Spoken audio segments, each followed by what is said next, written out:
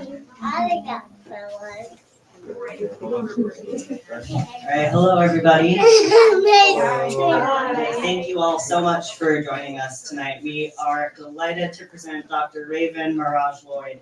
We'll be discussing her new book, Black Networked Resistance: Strategic Rearticulations in the Digital Age. So some notes before we begin. Tonight's event is only possible because of your support. When you support Left Bank Books, your money goes directly into your local economy, so it funds your streets, parks, and more, and it also helps give writers the support that they deserve, allowing us to produce events such as this. So thank you all so much for shopping local and supporting tonight's event. We also want to extend a welcome to our virtual audience tonight. Thank you for joining us from afar. You'll be able to participate in the Q&A at the end by leaving your question as a comment on YouTube. So thank you for joining us. We have a fantastic calendar of new events coming your way. Of note, tomorrow night at 7 p.m., Dr. Christine Carmichael will be here to discuss her environmental justice book, Racist Roots: How Racism Has Affected Trees and People in Our Cities and What We Can Do About It. And on Thursday, the 22nd, graphic novelist Nathan Powell will present his new book, Fall Through, an emotional and visceral tour de force following an underground punk band caught in a loop of an eternally repeating tour. So a full calendar of our upcoming events featuring names such as Philip B. Williams, David Finkel, Shannon Lee, and many more can be found on our website. There's sure to be something for everybody. For tonight's event, we are delighted to be joined by Dr. Raven Maragh-Lloyd. Dr. Maragh-Lloyd is an assistant professor of African American Studies and Film and Media Studies at Washington University in St. Louis. Her work has appeared in Communication, Culture, and Critique, Television and Media, and the Journal of Communication Inquiry, as well as edited collections such as Studying Race and Media and the Handbook of Diasporas, Media, and Culture. Tonight she'll be discussing her new book, Black Network Resistance: Strategic Rearticulations in the Digital Age, which explores the creative range of Black digital users and their responses to varying forms of depression, utilizing cultural, communicative, political, and technological threads both on and offline. Each chapter grounds itself in a resistance strategy such as Black humor, care, or achieving, and shows the way that Black publics reshape strategies of resistance over time and across media platforms. This book encourages readers to create and cultivate lasting communities necessary for social and political change by imagining a future of joy, community, and agency through digital media practices. Black Network Resistance is a unique and timely contribution to a growing treasure trove of scholarship on Black everyday online life, as said by Relita Joseph. Please join me in welcoming Dr. Raven Maragh-Lloyd.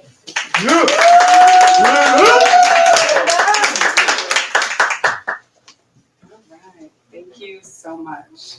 Thank you all for being here tonight.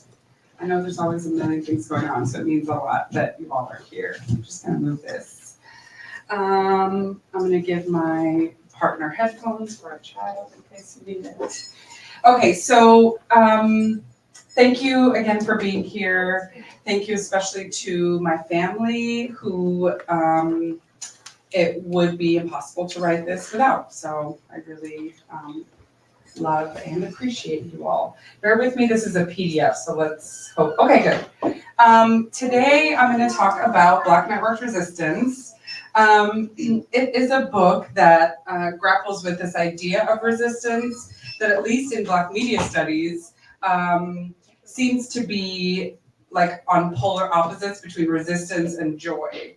And so I'm writing in the book as making an argument that the two don't have to be antithetical or opposite from each other. Like you can have resistance and joy, and Black networks online, I think, showcase exactly that.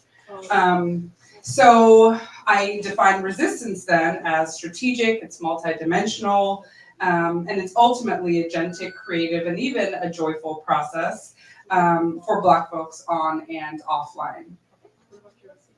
I also want to define rearticulation quickly, because that's like a 5-syllable word that is in the title. I figured good idea to talk about it. So it's a cultural studies term or concept, and it's deceptively straightforward, but essentially what Stuart Hall and others write about when it comes to rearticulation is this idea of like reworking themes or ideological themes, right? So you take something like humor and rework it or reshape it based on the current context, based on something that needs to be done, right? So that's what I mean by rearticulation. I mean like reshaping something. That got you. I get it. Okay. So I'll start with a video of Allison Edel, who is a woman now dubbed Permit Patty from the internet.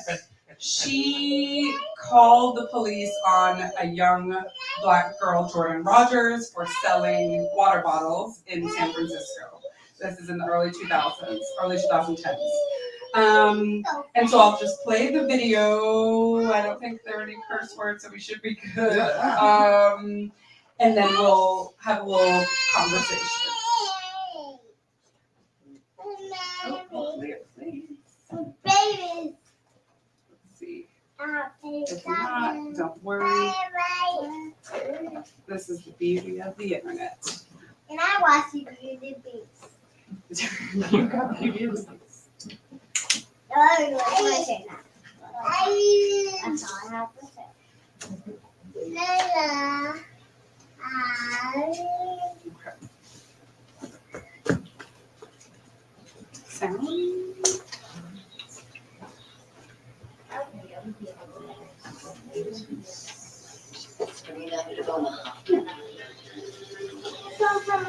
Yeah. What's exact location? I'm on the sidewalk. Hi, I'm having someone that does not have a vendor permit that's selling water off the shopper. The woman known as Permit Patty reportedly said she didn't actually call the police on a child who was selling water on a San Francisco sidewalk, but phone recordings obtained by a local news station prove otherwise. Okay, 1 second. Let me transfer you over to the police department. Hang on. Great, thank you. Her name is Allison Edel, and she resigned from her job after getting backlash when this video spread of her claiming to call police on an 8-year-old girl who was trying to raise money for a trip to Disneyland. She called police on an 8-year-old little girl. You can hide all you want. The whole world gonna see you, boo. Yeah, and illegally selling water without a permit? Yeah. On my property. It's not your property. Edel told the Huffington Post she didn't actually call 911. She was just pretending to because the girl and her mother were being loud. She also said she regretted her actions. Hi, I'm having someone that does not have a vendor permit that's selling water off the shopper. The call later cuts off, and it's not clear if Edel hung up or got disconnected. But the police reportedly did not show up. For InsideEdition.com, I'm Maragh-Lloyd. The duck. Yeah. Are you going to read your book now? Yeah. Okay. Let's see here.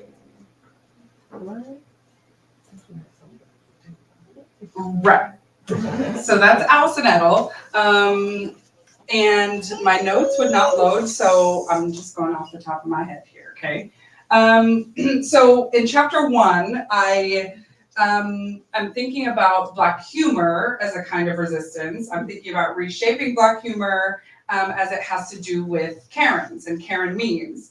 While most folks understood Karen memes in 2020, right, when we had the death of George Floyd and others, we saw in Central Park, Amy Cooper calling the police, right, on the gentleman, last name also Cooper, for she was walking her dog. He told her to put the dog on a leash.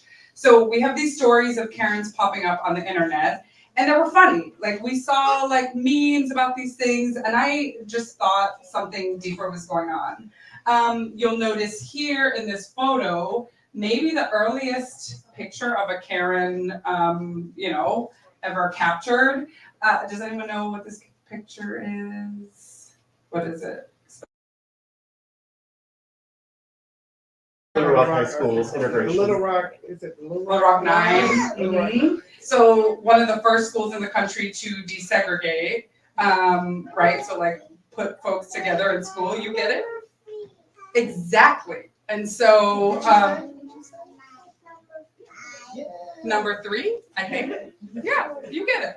And so this is actually a very interesting picture. The history of it we know, in my notes, I have her name. The school in Arkansas actually put the two women in conversation with each other decades later and tried to make it seem as if they were best friends in order to posture that racism was now over, right? Because this is sort of the famous picture of the white woman yelling at desegregation being over, right? She didn't want Black students in this Arkansas school. The woman later came out and said, like, we are not friends, we're not best friends, right? Like, this is all sort of staged.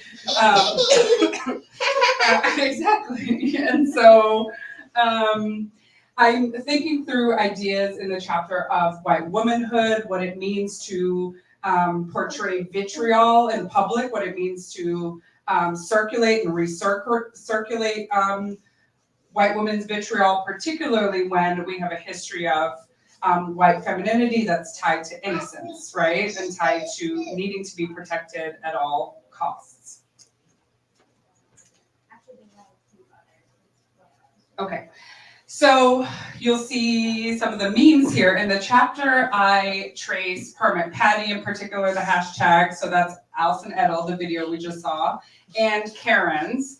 And I'm making an argument here about Permit Patty memes and hashtags, as well as Karen's, as they're part of a longer history, right, of Black humor as satirical. So what rearticulation as a concept allowed me to do was to center Blackness in every single chapter. So it's less about white womanhood, white femininity, and more about, for me, Black humor. Like, that's the piece I'm interested in. And so white femininity sort of periphery to my argument. These memes then are meant to seem uncalculated and easy, like they're just funny memes about Karens, right? But I think something deeper is going on in that they destabilize, in this case, social expectations of innocence. So I'll talk today about at least two arguments I make in the chapter related to what kind of work I thought these memes were doing. So you'll see here, Allison Edel is on the bus with Rosa Parks. Users very skillfully photoshopped Permit Patty and put her in the bus, right? Okay. All right, so what exactly is Black humor? I write in the chapter, I literally had like notes where I was gonna read from the chapter. So like, I just might, you know? Yeah. Okay. All right, give me a second.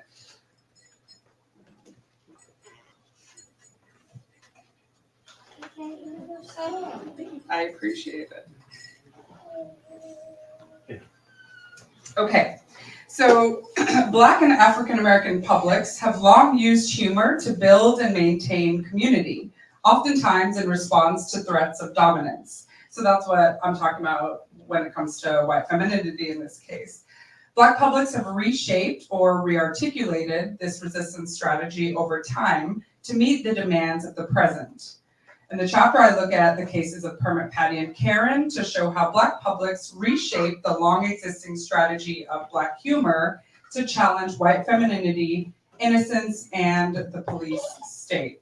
So Black humor in the chapter I trace through early iterations of the Chitlin circuit. I don't know if folks are familiar with the Chitlin circuit, right? But Black performers would travel around the US, not just comedians. Mostly the Chitlin circuit is known for performers, like singers, but actually comedians were also on the circuit. And so you sort of had this idea, this movement of Black performers who were moving in public and sort of saying things that we only sort of kept in private, right? Like all of a sudden now we're on stage,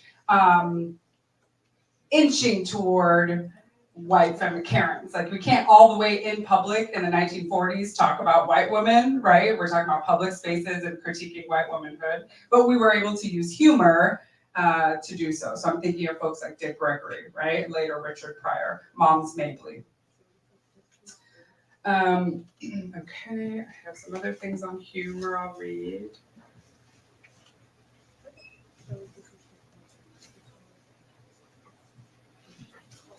So humor specifically allows Black users to draw critiques of white womanhood in ways we historically have not been able to. given well-documented and deadly consequences. We know that the Tulsa Race Massacre in large part was started because a white woman said a black man was looking at her in the elevator, right? We know of Emmett Till and what happened to Emmett Till because ostensibly he looked at a white woman. So there are these deadly consequences over and over that happen because the state protects white women and white women's innocence. There are writers like Raka Shome who writes about white womanhood as tied to the nation. So it's not just about a woman or a body, it's like she represents the nation. She represents like the future of who we're supposed to be, right? Like literally she's holding the seeds of patriarchy.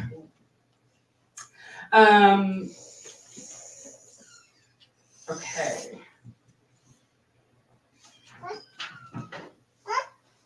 So I'll finish with Black humor here by saying Mel Watkins, for example, writes of humor as it stitches together the ways that Black folks have had to navigate between their public engagements and their private selves. So he writes, quote, "In interactions with whites, humor eased tensions that might otherwise have exploded into violence." So this is the Chitlin Circuit example.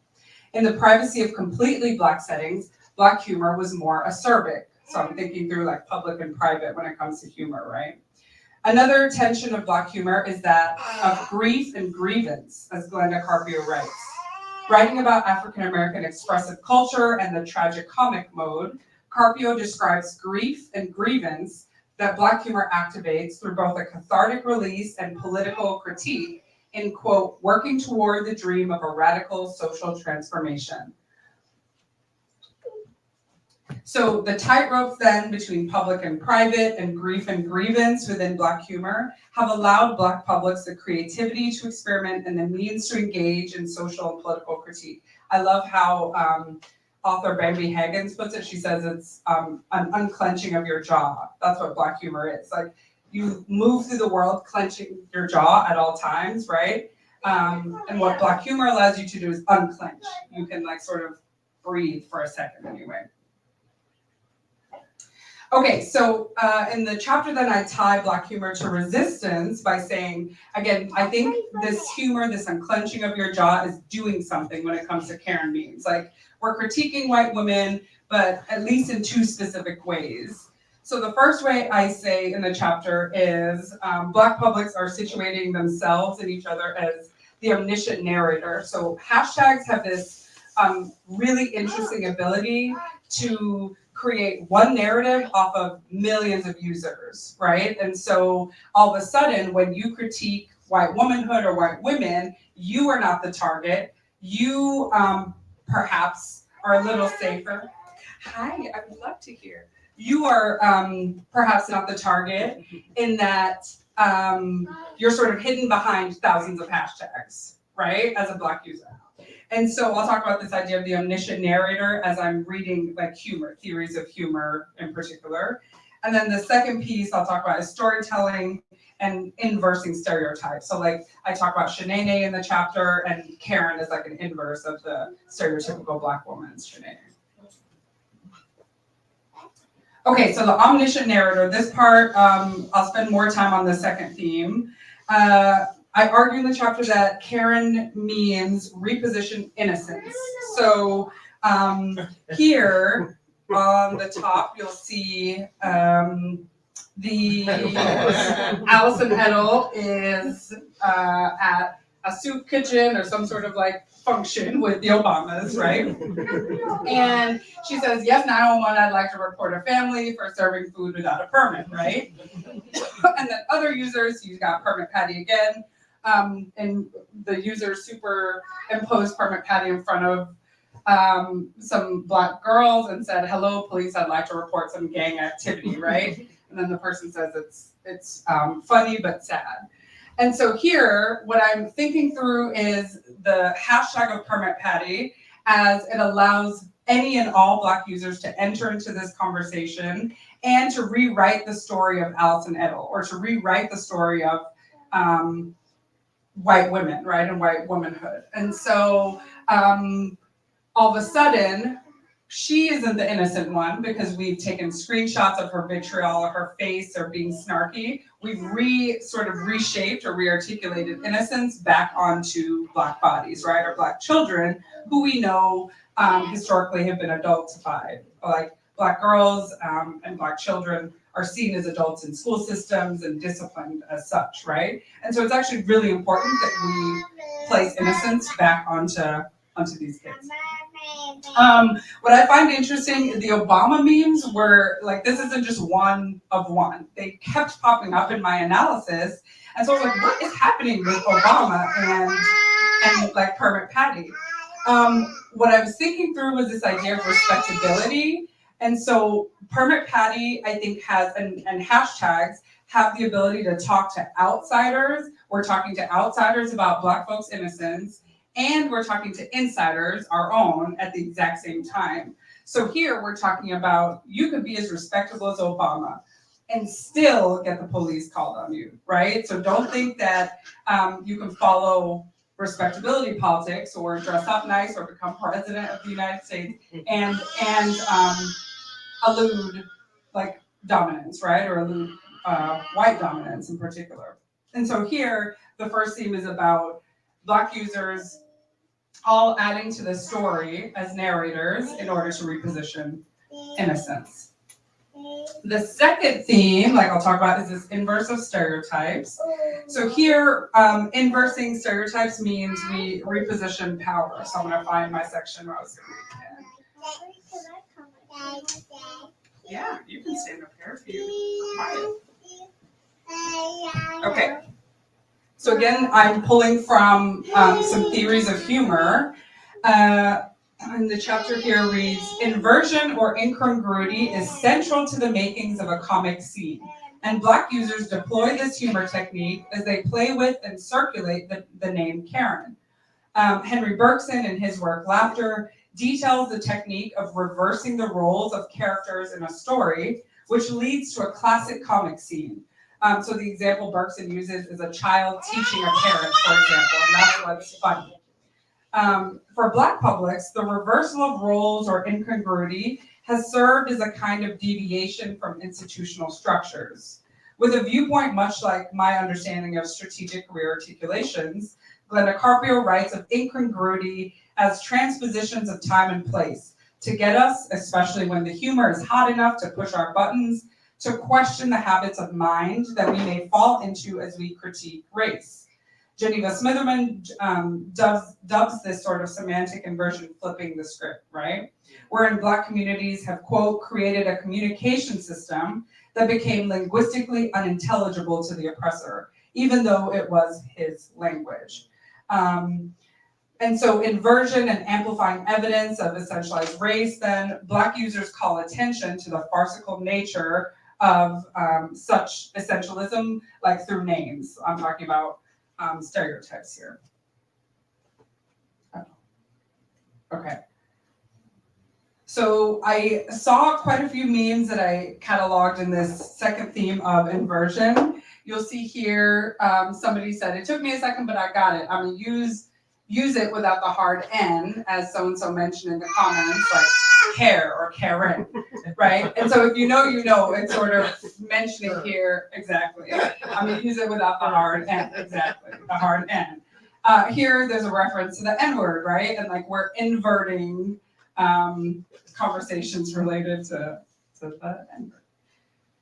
Okay, I'm gonna find it again.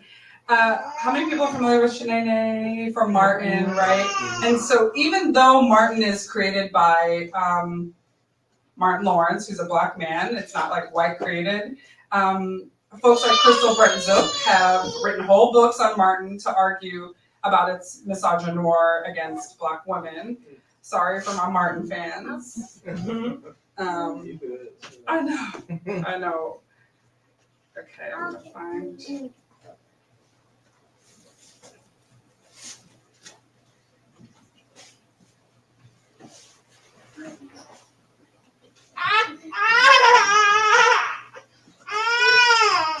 Okay, so Karen posts online function as humor precisely because of the classic inversion technique.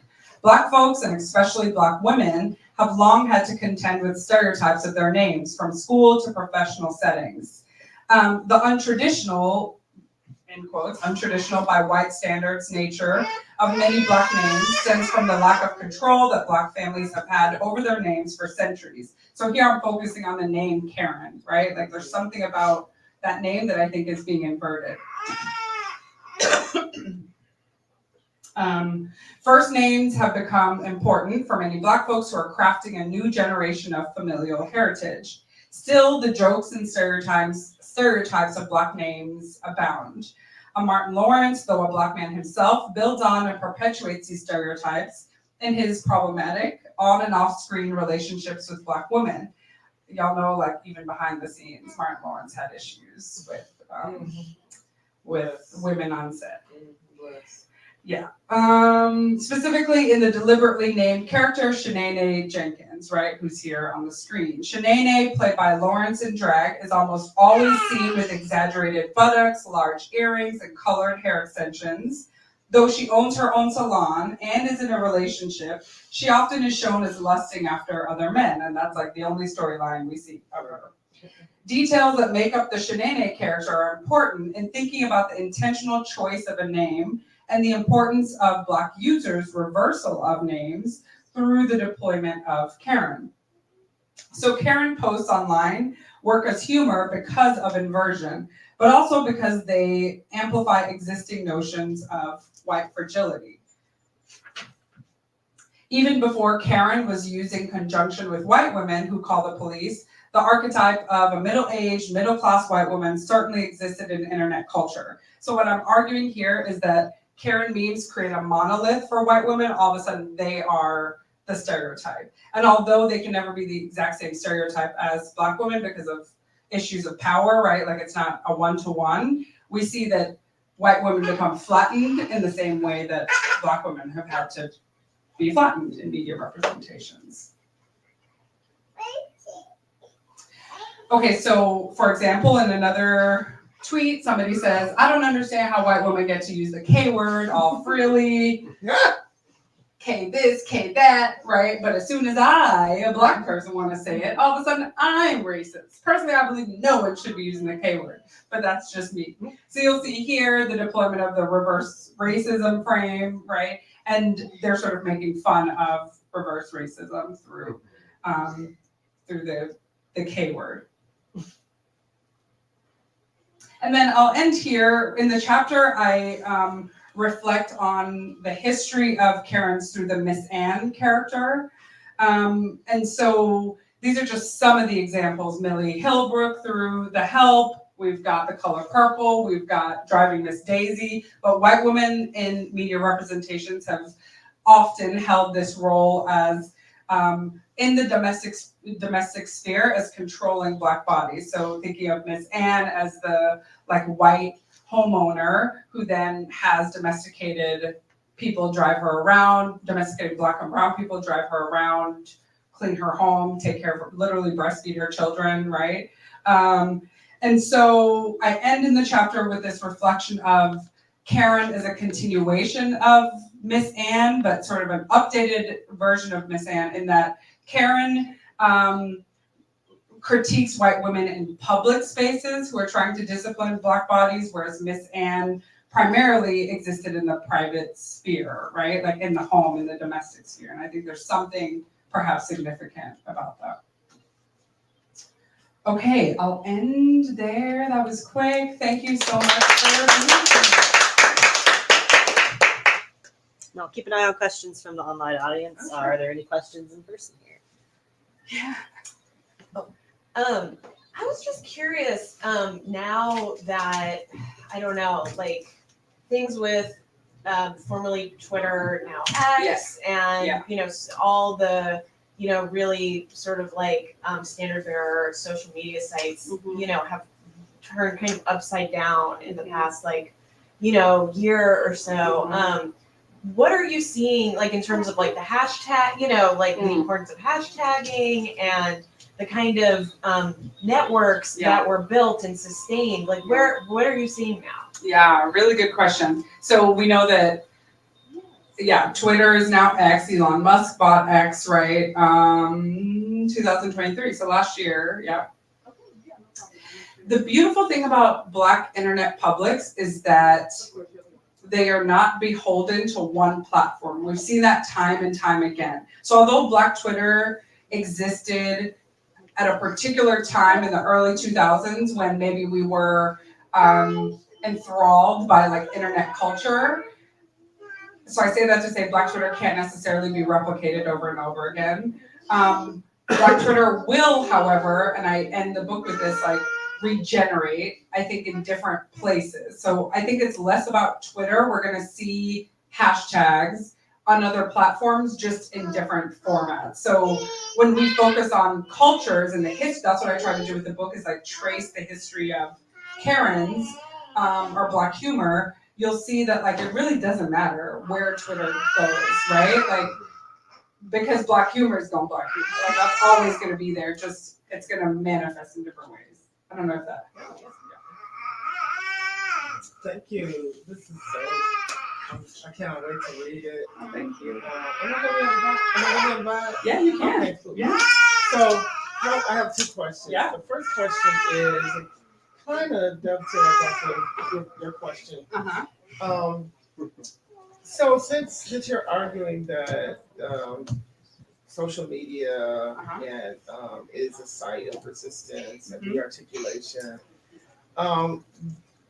what are you seeing? It probably extends beyond what you cover in your book. What are you seeing in terms of resistance to the proliferation of, anti-critical race theory, anti-Black studies, and book banning? Yeah. Is the Black digital arena weighing in and pushing back against that? My second question is, how do you account for the ways that, on the one hand, the rearticulation as resistance to white domination, particularly from the Karens, how do you account for, on the one hand, a resistance to that white domination, but on the other, reinscription of patriarchy? Right? So there are times when the very critique is one that draws on and proliferates and promotes misogynist, sexist tropes through and promotes that in order to get to the anti-white dominance, but then it's reinscribing one thing that it's challenging. Yeah, that's a really good questions.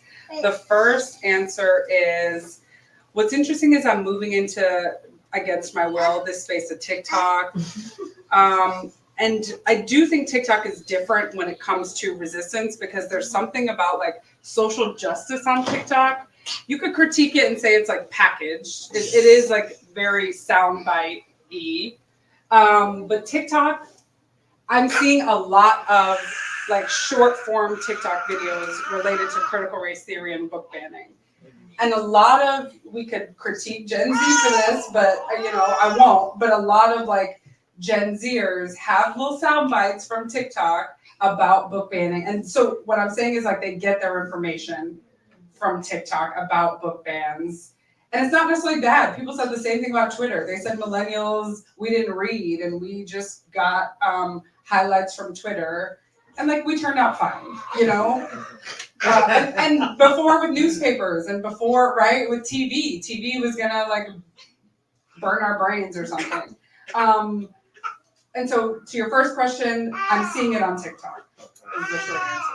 And like in actually pretty thoughtful ways. Your second question is absolutely spot on. So I'm thinking through resistance. I have a section, I'm forgetting the author's name, but there are folks who have written and you would know, like there are folks who have written about resistance as absolutely reinscribing dominance. And so just because you're a part of a marginalized group, we know that like that doesn't exclude you from reinscribing dominance, absolutely. So even in like flattening stereotypes, in one way we make visible stereotypes against us in order to critique white womanhood. So like if you didn't know about Shanae before, now you do, right? So like, and now all of a sudden that's in the discussion. Maybe we wanted to forget it, but it's back. And like you said, then we begin to marginalize folks within our own communities even further. I don't have an answer for it besides like it's like the choose your battle, you know? Yeah. That's the complexity. That's the complexity of representation, Yep. of the articulation. Yeah. Because the oppression is so intersectional. Yeah, so that's right. interlocking that you can't critique one form of domination and oppression, and while critiquing it, uphold another. Totally. And in that sense, digital culture is to be admonished in that by nature, digital culture flattens discourse into ones and zeros. You sort of always have to be black or white, ones and zeros. And so intersectionality, is there space for nuance or intersectionality in the digital space? Like, yes, but that's not what it's made for. Like tweets are made to be good or bad. That's what cancel culture is, right? Like good or bad, black or white, ones or zeros. And that's not what intersectionality is. I have two questions. One is building off of what Marlon said about thinking about Black humor as a practice of discipline, of disciplining parents, but also how is that discipline, how is that enacted with parents or white women, internet users deemed parents online through like comments and critiques and clapbacks, etc. And then the second question is, what's your favorite meme that you've seen recently? Ooh, that's a good question. Okay, your first question is about the comment section? Or just thinking about like how a practice of discipline also might reinscribe that domination. Rather, this practice of humor as discipline and how that comes about also with parents online. And then okay, yes. You'll have to forgive me. My brain is there and then it wasn't. Feel free to No. But I take your point, like about this idea of Black humor as it's not a one-to-one, right? Like we use Black humor to make visible daily instances of disciplining Black bodies that we normally wouldn't know about. We wouldn't know about Amy Cooper. We wouldn't know about Alison Edel. And so the internet gives us the space to like all of a sudden all of us know now. And a lot of white women or people have feelings about that. They're like, what if, my one mistake was now boiled down to this one instance in the internet. And like there are tears. There are white women tears all over the internet. Reinscribing dominance, yes. Like it's complex, right? Like yes. Favorite internet meme? I can't. like recently, like or any like trends that have been recent. I like the Kermit the Frog one. Those aren't recent because they can be used anywhere. Yeah, exactly. Yeah, I'll keep thinking about that. But Kermit the Frog. Yeah. Okay, so I got two more questions. Yeah. Okay, so I want to go back to this whole resistance inscribing thing, and I'm wondering. So I know that there's a community of anti-racist activists, and I'm sure that they have an online presence, that they might be a part of this virtual digital community of resistance. And it seems to me that the anti-racist activists would see anti-racism intersectionally, in the sense that you can't, be anti-racist and be homophobic. That's right. And so therefore your representations, your articulations have to attend to those are you finding that like Stuart Hall argues, are you finding that there's contestation digitally where people are responding to a critique of a critique because of where they're coming from, where they're trying to intervene? So that's the first question. The second question is kind of connected to the first one. Is that there, which is why the Karen critique is so important, that intervention, because Karen's response is, oh, I made a mistake and look, I'm being punished. But what Karen is not recognizing that it's really a structural critique. It's not about her individual white womanhood. It's what's the relationship between her white womanhood and power?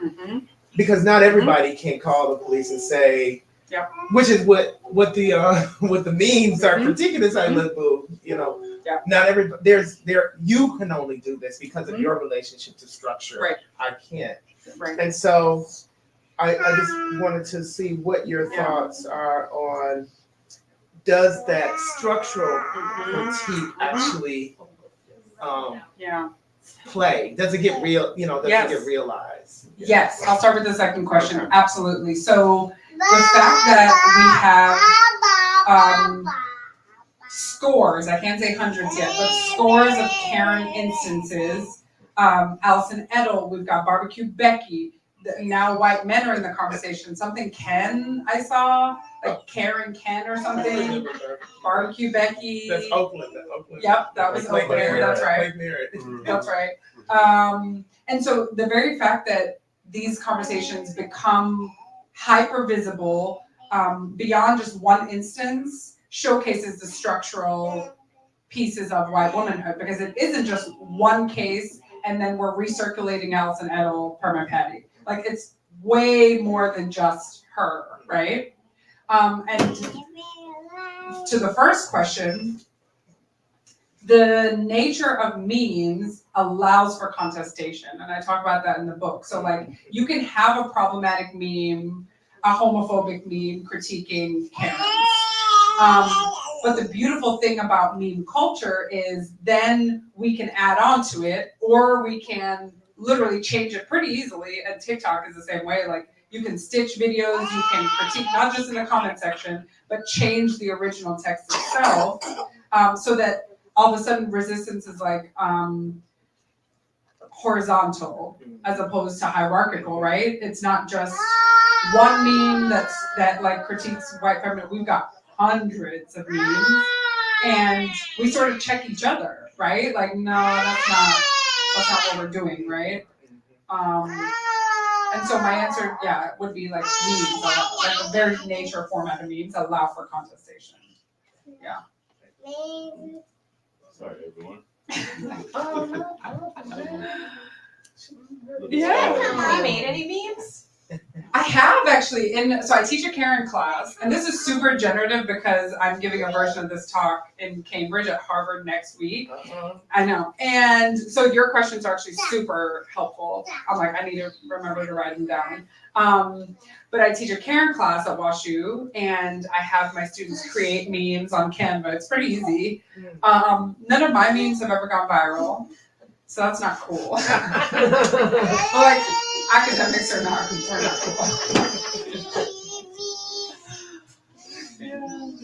I have one more question. I'm loving our little vibe. So, in terms of method, Yes. do you do sort of like digital ethnography? How do you do your organize the data? How do you collect the data? How do you do the analysis? Thank you for that. So each chapter is different. One of my favorite chapters is the CARE chapter, chapter 3, where I interview or I run focus groups with Black women. So I'm interested in offline negotiations of care and how the women understand care networks as like an impetus for resistance for them online. So like before you can even do the resistance, how are you caring for each other? And I talk about like femininity there too, because you can't assume that because they're women they care, right? So like that's a hard conversation. This chapter I used data scraping. So I think the number was 1,000 tweets around the hashtag Permit Patty and then the hashtag and keyword Karen. I believe it was just on Twitter for this chapter. And so I scrape all that data around the hashtag and then the keyword. And then I do a close reading. Once I scrape those tweets, I do a close reading of like what's going on. And so what I did was after I pull all the tweets, I put them into patterns, right? So I do a thematic analysis. I knew my question was about Black humor, so I'm looking at like what kinds of humor are we seeing? And that's when I saw like the names, the stereotype, the inverse of the names coming up. And so grounding myself in the theory of Black humor helped for this chapter as I was looking for patterns. So I wasn't just like looking blindly, which when you're on the internet is very easy to do because you can end up anywhere, right? Thank you. Yeah, thank you. All right, thank you all so much for coming.